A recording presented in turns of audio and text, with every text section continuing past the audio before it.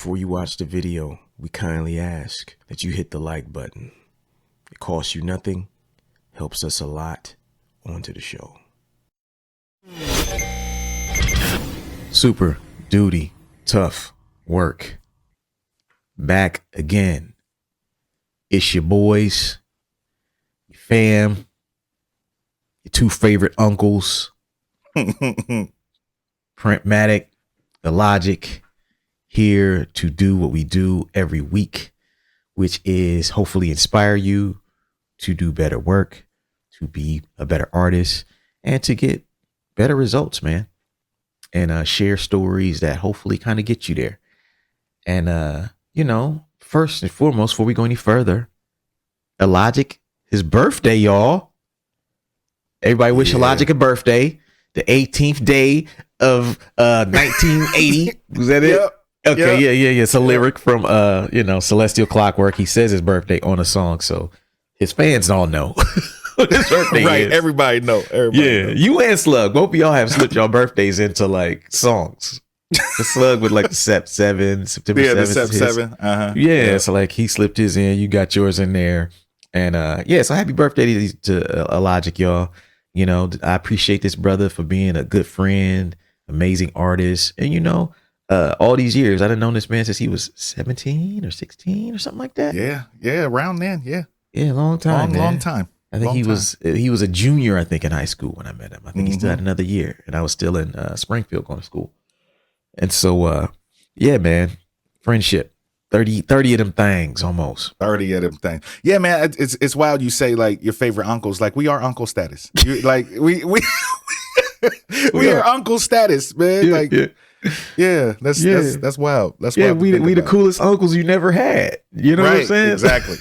Exactly. You know what I mean? Everybody wish they had uncles as cool as us and drop in on you every week and hit you with some game and then just slide off. All right, then, Neff. All right, nephew. I'm about to go holler at your mama and your grandma real quick. See you at Thanksgiving. You know what I mean? That's us every week.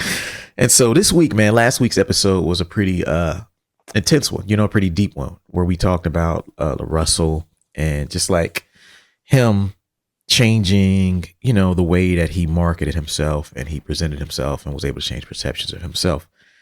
And many people, who might not have heard of him, did some research and they saw the same things I saw. And the feedback on the episode's been dope. And it's one of those where it's like, it needs to be talked about. And so it naturally leads to this week's episode. And this week's episode is about consistency. And how consistency always pays off, right? And so there is an interview I saw late last year with DJ Mustard.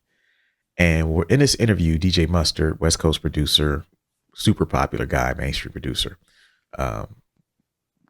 He did an interview with Big Boy and they were talking about They Not Like Us. And how he ended up getting that beat, which ended up being the most popular song of the year.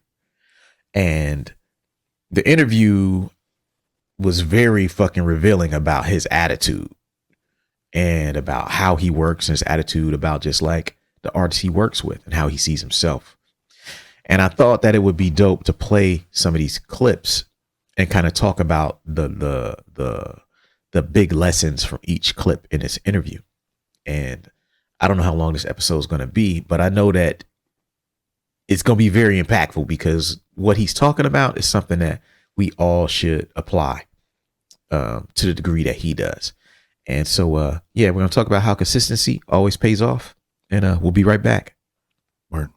We got you stuck off the realness, the most infamous, you heard of us. Official podcast murderers, the show comes equipped with viewpoints to share. Grown man ideas for all those who care and want to grow, so go ahead and download.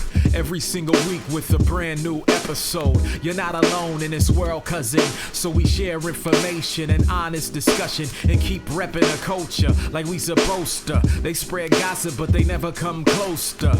I can hear it inside their tone. They talk about the industry but never left their home. You get laced up with bullet points and such, plus empowering topics that they never would touch. You can put your whole network against the team, but Super Duty Tough Work's the MVP. Most valuable podcast on MP3. Priceless info, but all of it's free. So take these words home and think them through. Super Duty Tough Work is coming at you. You are now listening to Super Duty Tough Work with your host, Blueprint. Raw and uncut. Adult conversations. No shucking, no jiving, and no bullshit. All right, folks. So we are back. Super Duty Tough Work. We're talking about how consistency always pays off. And we're using this DJ Mustard interview as an example. The reason I want to talk about this week too is because this is a topic that's been on my mind, and this interview's been on my mind since I saw it like last fall. I think maybe October or November or something like that, right before I went to Asia. And I even used this interview, and I was telling Illogic that I used this interview in one of the sessions with one of the guys I coach. And one of the guys I coach, we talk about like what he wants to do and how to get there as a producer. He's a producer. Shout out to my guy if you're listening. And I thought this interview was really telling because it speaks about the attitude that guys have to have when they play what I'll call the placement game. You know, if you're a producer and you're playing a placement game where you're trying to send beats to artists who are established and get your beats wrapped on their records, you have to change a lot of what you would naturally do. And the biggest thing you have to change is your consistency. That's just to keep up with the pace of those types of artists. And that world moves way faster than the world like me and Illogic. So me and Illogic doing a record, we move at a completely different pace than I would move working with artists that I don't know or haven't worked with, or I'm trying to get my beats on their records. And so this interview has a lot of jewels for people who want to be successful at anything. And just like we can hear like the level of consistency in what he does. So I want to play this first clip, and we'll talk about the first lesson from this clip.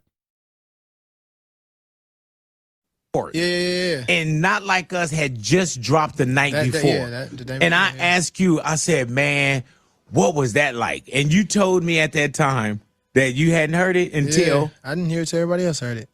I got to a point I was sending them 5 beats a day before the whole beef, whatever. But right. I was just, working on my album. I'm like, man, I really want to do a song with you. I really have to, I'm from here. So It's like, that's Kendrick. It's like, man, and this is years in the making. I've been trying to do songs with him for years. Oh, really? So it's just like. How many beats in total you think you sent to Kendrick? Maybe 100. Jesus maybe, Christ. Maybe 50, 60, something like that. See how God works? No. Yeah. Yeah. What do you think about that, Illogic? Hey, Kendrick is Kendrick. So even if you DJ Mustard, you got to send them beats, them 5 beats a day. You got to send them joints because you can get lost in the shuffle. Yeah. If you're playing that game. But it does show, the determination and consistency, because in order to send 5 beats a day, he probably made 10 to 15. You know what I'm saying? Say that again. Yeah. In order to send 5 beats a day, he probably made 10 to 15 a day and picked the 5 hottest joints, because it's Kendrick. He probably picked the 5 hottest joints out of those 10 to 15 that he made to send to Kendrick. And he saved the rest for his record or other people. But he sent those 5 hot joints to Kendrick. So, yeah, in order to have that kind of output, to be able to email those 5, he had to do double or triple, the amount just to get to those 5 hot joints. Facts. That's the key that I don't think people understand. Like, yeah, if you don't understand production, you're like, oh, he just sent 5 beats a day. Nah, to get to the 5 beats, that you're going to have some duds in there. No one makes 5 fire beats in a row. Mm-hmm. And if you do, it's just a lucky day. You know what I mean? Next day, you're going to have 3 duds, 1 average beat, another 3 duds, then 2 great beats. And so even for me, if I think about my typical hitting percentage. I'll say my batting percentage. Your batting average. My batting average when it comes to beats. It's probably about 25%, man. Really? You that low? I don't think you that low. I can't believe that you're that low. I feel maybe what others here, to me, it's like, I think, see, I got a lot of shit I don't let nobody hear. See, that's what I was about to say. You probably make so much more than you share. Yes. You know, you can probably say, because I would think, just knowing you and just hearing what you do, I would think, now are we talking like fire beats or just like okay to fire? Good enough to send to someone else to write to. I would think that you would be at a 40 to 50% clip, I think. Yeah, it doesn't feel like that to me. When I look at my folders of extra beats, it feels like I'm about 25%. Now, there may be beats that become good for other things, right? So like, just because we wouldn't rap to it don't mean it sucks. It might be good for like an instrumental record, right? Or a beat set or something. But it might not be good enough for you to rap to or for I to rap to. But I'm just thinking about like, if I'm sending beats like Mustard sent beats to Kendrick, how many do I have to do to have 5 joints from like? Yeah, at least 15. Right? At least 15. That's 30%. That are fire. You know what I'm saying? Like you probably got some joints that's like, that's cool. You know what I'm saying? That's a nice loop. You know, that's cute. You know what I mean? Exactly. But I ain't make that face. You know what I mean? I ain't make that face when I played it. So, because also you gotta, I've learned this being a producer. Sometimes, a lot of times, my taste ain't necessarily gonna be the taste of the people that I'm sending beats to. So I can't, if I think a beat is just okay, I might send it to them and they think it's fire. So sometimes I got to take some of the mid beats that I think are mid and put them in the folder with the heat. Sprinkle them in just in case. Yes. And a lot of times don't be the joints that motherfuckers pick. And it's like, damn. Yeah. But then I feel bad sometimes, like, I don't even like that beat, but they chose it. Yeah. I mean, it's them, though. It's their record. You know what I'm saying? Right. They had other shit to choose from. They chose it. Yeah, it's true, man. Yeah, the consistency thing, it makes me also like, I want the artists who listen to this, creative people, to think like, yo, like, that's a lot of work. A lot of work. That's sitting down there's no way Mustard is not sitting down for 8 to 12 hours a day working. I don't care how simplistic some people may think his beats are. You're putting in a work day to do 15 beats to get 5 that are good enough to send to Kendrick Lamar. Easily. You know what I mean? And I think about that myself. Like, okay, the time it would take, but he did it and it fucking worked. It fucking worked. That's all that fucking mattered. And so, the first lesson is that, high output, is the result of consistency.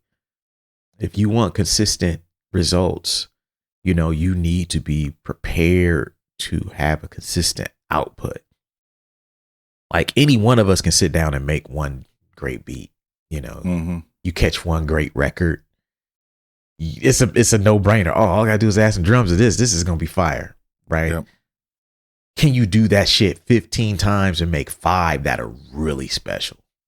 Yeah, that's when it kind of when a lot of people fall apart. And so that's the first lesson that I got from this interview, was like, he wouldn't even be in a position to get that beat on there if he didn't have a really high output. Right. Okay, let's move on to the second one. And this one is just about like falling in love with the process, not the results. And so you'll hear in this clip, he's going to talk about just like the process. He's not talking about like the end yet. He's going like, this is just what I do. You know what I mean? Yeah. So let's get into this clip.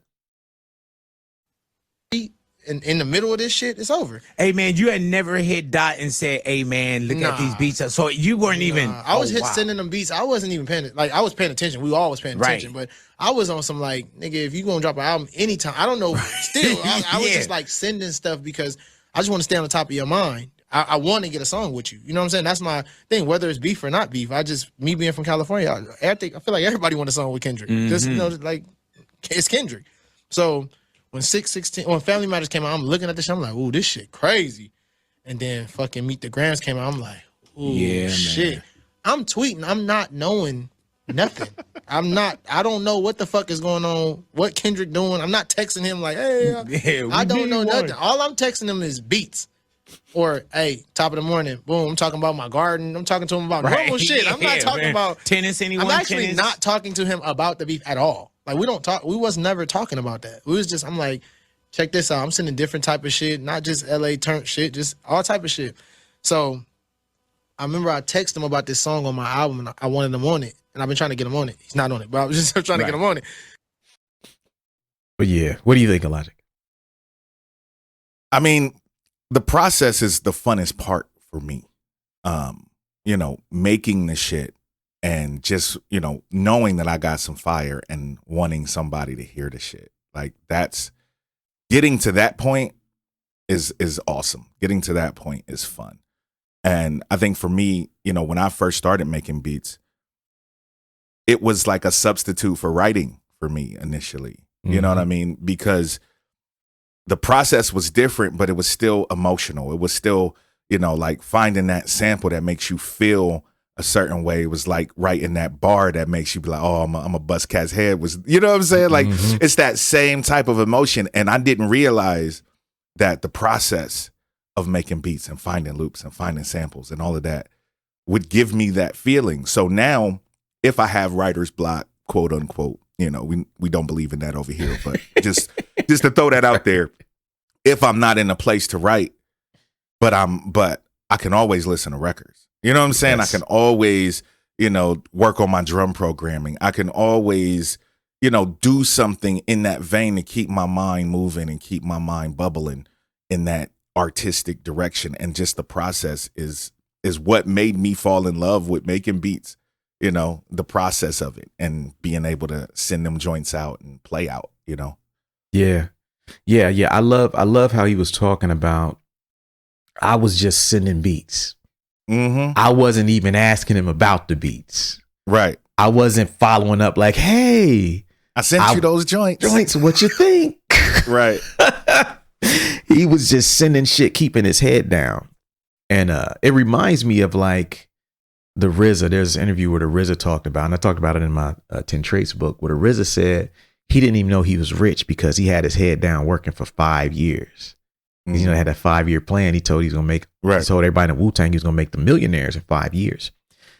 At the end of that 5 years, he didn't even know how popular they were because he was so locked into the process that he had no perspective. Then you leave the house and you find out that the Wu-Tang is a worldwide phenomenon. Right. It's very similar to this story where like Mustard was just like, this is who the fuck I am. I love making music. I'm going to make music. I'm going to send Kendrick some beats and I'm going to keep making music. And if something happens, it happens. Great. If it don't, I'm going to still hit him up. What up, my dude? How you doing? You know what I mean? He's still going to keep texting him. He's not going to be asking him or following up about you know, hey, did it get it? Oh, let me know. Can I send you some more? What about that one? You ain't like that one? Oh, I thought you really liked this one. Nah, man. The process, man.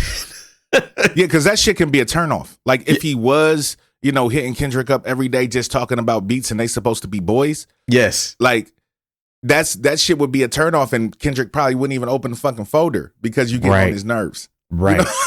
Yeah, absolutely. I think that's another jewel in that segment too, because it really speaks about how important personal relationships are. Right. You know, like, yeah, you got the music industry, but anybody who's complained about politics or, you know, being blackballed or gatekeeping, if you've ever used those words refer to people having relationships that they prioritize over you. Or over someone else who they didn't know or had those relationships with. So all of that shit is just people looking out for people based on their relationships with them and not just doing things strictly off of merit. Means that merit ain't the only thing. Having a dope beat ain't the only factor. If you're not liked, if you're not easy to do business with, if somebody don't like chopping up with you on via text about everything else going, you're probably not going to get the opportunities that someone else does, even if they may not be as talented as you. And True. Mustard just happens to have all those other things in place too. He's like, yes, I'm dope at beats. I'm already very popular and successful, but I'm still willing to chop it up with you. I'm still willing to shoot the shit with you because you're my man. I'm still going to prioritize building relationships. I think that's very important for artists to learn. Definitely. All right. So we'll take a break and we'll be right back. Word. Quick announcement. Over the years, we've frequently been asked by the listeners of our show if we would ever open up our platform to the public for advertising. We've always been interested in doing it, but in the past, we never had the systems in place to make it work properly. I'm proud to announce that we are now officially accepting advertising from the public on Super Duty Tough Work, meaning if you are a business owner or an artist and would like to create more awareness about your product, service, or release on our platform, we're now in a position to be able to do that. For more information, email us at superdutytoughwork@weightless.net. That's superdutytoughwork@weightless.net. Tell us a little bit about who you are, what you would like to promote, and we'll get back to you as soon as possible about whether it's a good fit and go from there. Thanks for your time. Back to the show. All right, folks, we back. Super Duty Tough Work, most infamous podcast on planet Earth. Blueprint. Illogic, doing what we do every week. This week we're talking about how consistency always pays off. We're talking about DJ Mustard and a Not Like Us song and his process and how we ended up getting it and just his attitude about the whole thing, which is what I think we can all learn a lot from. And so the third jewel that I got from this, or bullet point from this, is about don't get frustrated when things don't go your way. This is a lesson that I think I've always had to remind myself of, especially lately. And as it relates to like social media, sometimes you get discouraged when something doesn't perform or you don't get the immediate response you want. And it can make you not want to do it anymore. Yep. Even though you know that you're doing the right fucking thing. Like, you know it's right because you know it. You've seen it work. It's worked for you before, but maybe that time you did it, you didn't get the response you wanted. And so you can get frustrated and want to quit. But the truth is, like, yo, keep doing the right things. They will eventually be rewarded. And this clip from DJ Mustard is an example of that. You good. At any time, did you feel frustrated by sending so many beats, or you just kind of used to those kind of things? No, I don't really get frustrated with stuff like that. I kind of like, I'm kind of more of like persistent and just like, you know, when it's time, it's time. It's crazy that you're like you're still that way. Yeah, I mean, I wasn't the accolades and you know what I'm saying. I think I just got into that. Like at one time, I was just like, you know what, I'm gonna just send stuff every single day. I'm gonna do 5 beats a day, and I was just super persistent. I would text the nigga good morning. Right. Even if it wasn't no beat, hey, good morning, man. What you got going? You know, stuff like that. And then I would just like, I text him 5 beats this morning. I'm just like, bro, every day. I just have to. Song out and blowing. I still sent him 5 beats. Still sent him 5 this morning. You get these 5, Kendrick. You get these 5. I don't care. Nah. And it's wild because I think don't Mustard got 3 or 4, I mean, I know he got 1 on the new record, the new Kendrick record.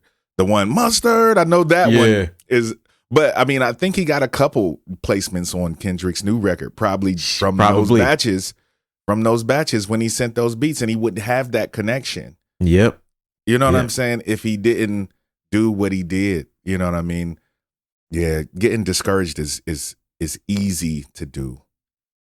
Us as artists is easy because our heart is in everything that we do. We're so fucking emotional, you know. So it's like you rejected my son. You know what I mean? You rejected one of my babies if you don't like these beats. You know what I mean? Y'all. Yeah, it's true, but it's like sometimes, like it's almost like we think we're too good for the process, right? Like like we want all the flowers and none of the fucking rain and shit, you know? Yep. And so it leads us to get really frustrated really easily just because we don't get that quick dopamine rush of fire, dope, love that it. Instant gratification. Yeah. And social media just makes it worse. Oh, yeah. You got a whole apparatus that's built on giving people this quick hit of dopamine.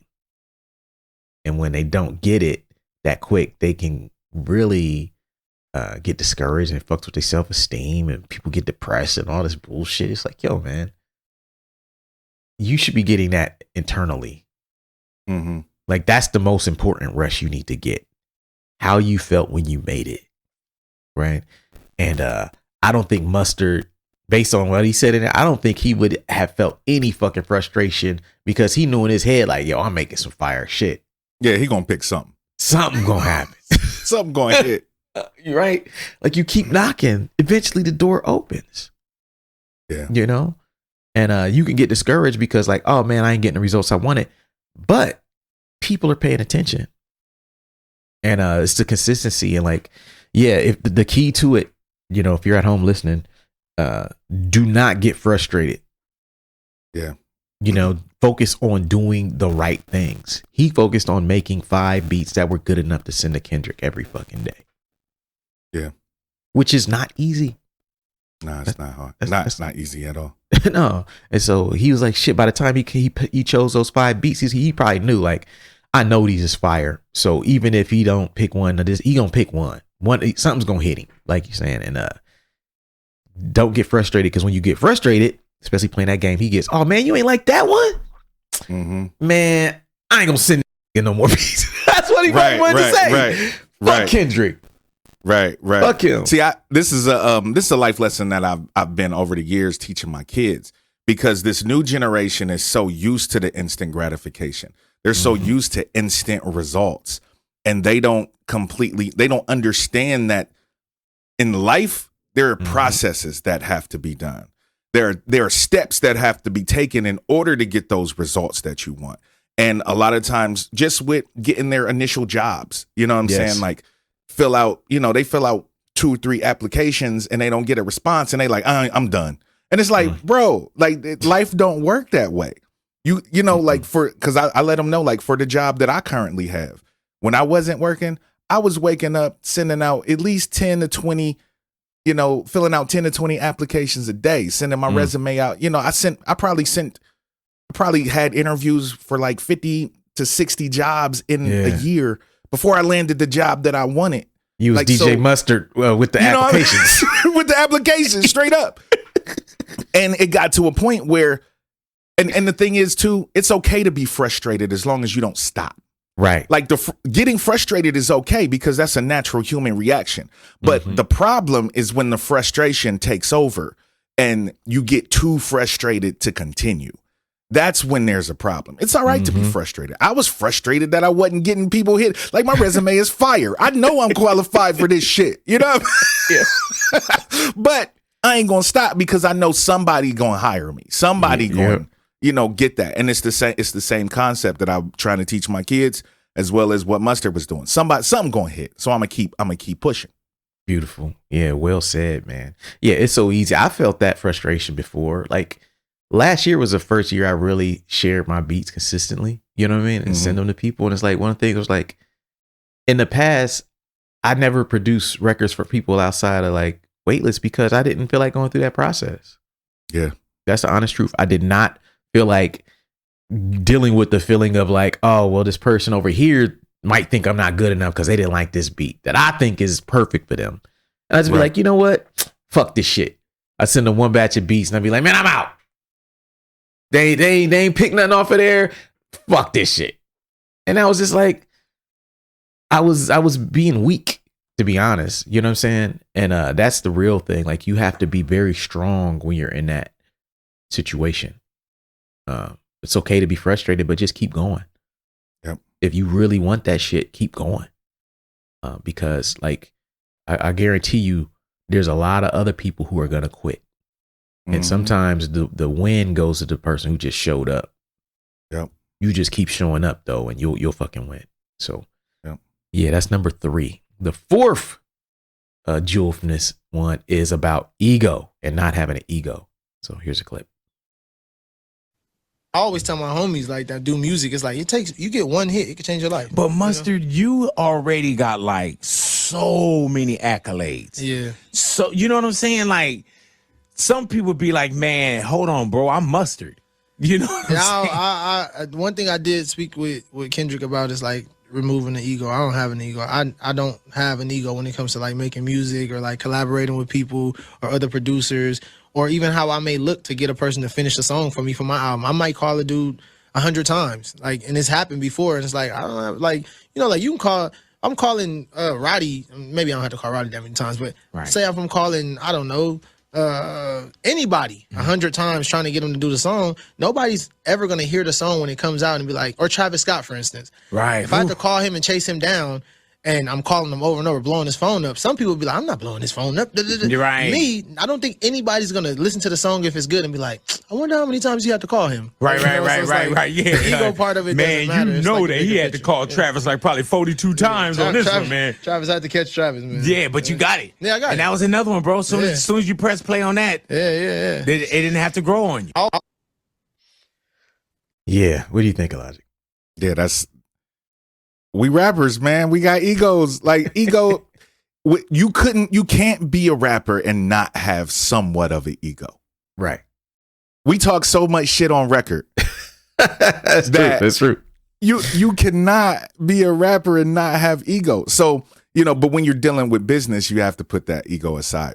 If you really want something from a certain artist, you have to put that aside. When I approach, you know, a A$AP Rock or even Slug, even though we're friends, like it can't be no ego shit involved. It can't be, because if it is, then there's going to be a problem. It's not going to turn out the way it's supposed to turn out, because I'm coming in with the wrong mindset in the first place, which could be a turnoff. Yeah. You know what I mean? Even working with you, like because we're friends, there's no ego. I mean, we've seen each other at our lowest and our highest. So you know what I'm saying? But still, like, there can't be any ego. You know, when we do a song and you tell me I got to write a second verse, I got to write a second verse. You know what I mean? This is a real example, folks. This is a real example. Really happened. This just happened like a couple days ago. I'm not like, bro, like that. I'm Illogic. That verse is hot. You know what I'm saying? Like, and cats would do that. You know what I'm saying? But I can't be that way because I'm trying to get the best result. You know what I'm saying? I'm trying to get the best result out of what we're doing. And in order to do that, there can't be any ego. And that's exactly what I got from that. Yeah, I agree. Yeah, and it's so easy to fall into that in the music industry. Like, so many guys, like I that's my approach when it comes to like touring and doing shows. Is like anybody who's actually like toured with me and went out, like I literally will do everything. I'm not too good to drive. I'm not too good to pump the gas. I'm not too good to work my merch table. I'm not too good to sound check, to clean up, to do like all the unpleasant things about touring outside of getting on stage. I literally do all of that shit. Yeah. I sleep at friends' houses. If something gets fucked up with the room situation, I'll take care of my own shit. And it's just like, things happen. People are people. But I found that like when you got a messed up attitude about it, things go way left. Yes. You know what I mean? And you end up burning bridges and destroying opportunities that you created. So like, I try to make sure that my ego is like, you know, always in check. Like, I don't even introduce myself as Blueprint. Me either. You know what I mean? When people introduce me, I'll be like, hey, Al. I tell them my real name. Be like, oh, then later they might, oh, that was Blueprint. Yeah. Because I feel like if I did that too much, it would kind of lead into this ego thing of defining myself by like that, right? It's like, nah, I don't want to do that. I want to be Al. You know what I'm saying? So, yeah, the ego is important. So you're going to be up against the your brain telling you that you don't need to be consistent because you're already dope enough. Right. Like, you make one fire beat. Okay, that's good enough. You might stop for the day. I'm down for the day. That's it. I'm still him. Yep. But it's like, are you really, if you're not getting the results that you want though? Right. Like, can you do that consistently? You know what I mean? If you can do it consistently, cool. But I think doing it consistently requires that you get rid of that ego that makes you want to stop after you do one good thing. So yeah, that's number 4. We'll take a break and we'll come back with the last joint. This is your weekly reminder that we have 2 books that you, as a listener or watcher of this podcast, need to absolutely own. The first is The 10 Traits of Successful Hip Hop Artists, and the second is The Social Media Cheat Code. Both of these books were released within the last year. The 10 Traits of Successful Hip Hop Artists is a book where I go through the stories and explain the traits that are behind the success of some of the biggest names in hip hop today. The book has got nothing but amazing feedback. And if you are an artist, business person, whatever you do, if you would like to be inspired and would like to learn more about hip hop along the way and also see some reinforcement of the concepts that we talk about on this podcast, The 10 Traits of Successful Hip Hop is for you. Second book is The Social Media Cheat Code. That is for everyone who listens to this podcast who does not consider themselves an expert or really good at social media. It's not for super experienced people. It's actually for people who are on social media but are not getting the results you need. So what we did is I broke down like 12 or 13 strategies that I use all the time that actually work really well for me. I put it into book. I gave you examples and I tell you how to implement it. That's a book you absolutely need as a listener to this podcast, watcher of this podcast. If you're on YouTube, supporting these books actually goes a long way towards supporting the podcast. So to support the show, if you like what we do, obviously we don't necessarily get paid to do this shit. So support the products and services that we create. And these 2 books are a big part of that. We appreciate your support, and back to the show. All right, folks, we are back. Super Duty Tough Work, Blueprint Illogic. We're talking about how consistency always pays off. And we're using this interview with DJ Mustard as an example with the Not Like Us beat and everything he did. I think this, it doesn't matter what kind of music you like. You don't have to like his music or Kendrick's music to understand, like, the attitude he has is very commendable. And it explains a lot about why he's as successful as he is and as respected as he is. And so we got one last bullet point, and this one is about when it's time, and how it's not just when you fall in love with the process and when you really learn to just like do it because you love doing it, you stop being so attached and putting so much pressure on the results, right? You know that you're doing the right things, and then you say, I'm just going to keep doing them. And when it comes together, it'll come together. You have to have faith that it's going to come together. And this clip is a great example of that. Every day when I wake up, I'm like, dang, that really happened. Do you remember making it? Yeah. Not Like Us? Yeah, I remember making a beat. I made it on like April 6th. Oh, my manager's birthday. I was Miko's birthday. I was 5 beats a day. Right. And I'm like, man, I'm at the studio. It's like 3:00. And I'm like, I make the 5 beats. So usually I don't send beats one by one. I will just make the 5 and then I'll just send them all 5 at once. Did you send Not Like Us to anyone else? No. Any of the beats I ever sent him, I've sent. Nobody's ever had these beats. Nah, all the beats that I've ever sent him is just. So you specifically making 5 beats for Kendrick? Wow. 5 beats for him. And I sent those beats. I went to it. Miko had a surprise dinner, and at 12:00 at night, he had like hearted, like, ooh, this is crazy. And I was like, yeah, okay, cool. Like, and then the next day I'm back to 5 beats again. You know what I'm saying? Like, so yeah. Hey man, at any point after you send, how many beats of 5s? You said probably 100 beats, or how many you think you sent? Maybe like 50. 50 beats. 60, yeah. At any point were you about to say, man, fuck this? Nah. Oh, okay. Nah. That's probably like the last 5, like, baby, after this last 5, man, fuck this shit, man. I'm always like a firm believer on, like, like, when it's time, it's time. Like, like, and also I'm a firm believer on it only takes one. Yeah. And that's with everything. It's not like. When it's time, it's time. Yeah. Yeah. It only takes one. That is the truth. It only takes one. Like, you can have, there's a reason one-hit wonders are one-hit wonders. Yep. Because it only takes one. We know Vanilla Ice for Ice Ice Baby. Right. That's it. We don't know no other song on that record. Nope. We don't know no other song on that record but that song. But because of that song, he's a household fucking name. Yep. Forever. You know what I'm saying? Forever. It only takes one, and he's been eating off of that one for what, 40 years now? Yep. 30 plus, what I mean? Yep. It only takes one. It only takes one, man. And Mustard hit it right on the head, because Not Like Us, biggest song of the summer. Yep. Yeah. People that didn't even know who Mustard was now know who Mustard is. Yep. Whole trajectory because it only took career. one. Yep. Changed. Yeah. And the thing too is like he put himself in position for that, right? So like here's what a lot of people try to do. They try to take the approach of it only takes one, but they only make one at a time. This I made this one beat. I'm gonna send this one. Yep. And then because this beat is so special, that's gonna work. It's like, nah, man. One thing about music that I've learned as a producer and as a writer is that timing is everything. Like you could send somebody the right piece of music, but if they're not going through that thing in their life that is going to be required for them to select it and write to it, it's never going to get chosen or written to. Yeah. You know, I have a lot of different music on my hard drive.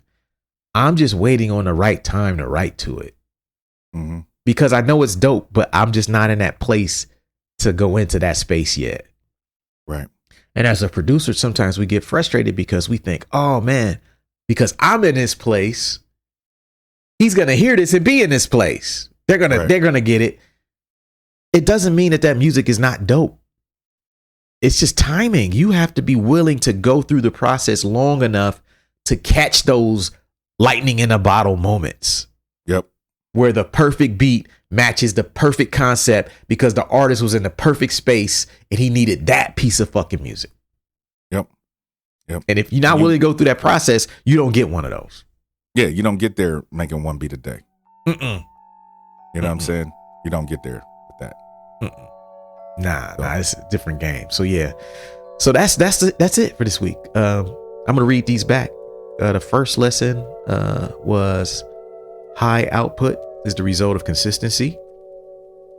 The second bullet point was to fall in love with the process, not the results. The third bullet point was don't get discouraged when it doesn't go your way. The fourth bullet point was to remove the ego. And then the last bullet point was when it's time, it's time. When it's time, it's time. And yeah, man, I think that's it for this week, man. See y'all next week. Word. See y'all next week. Peace.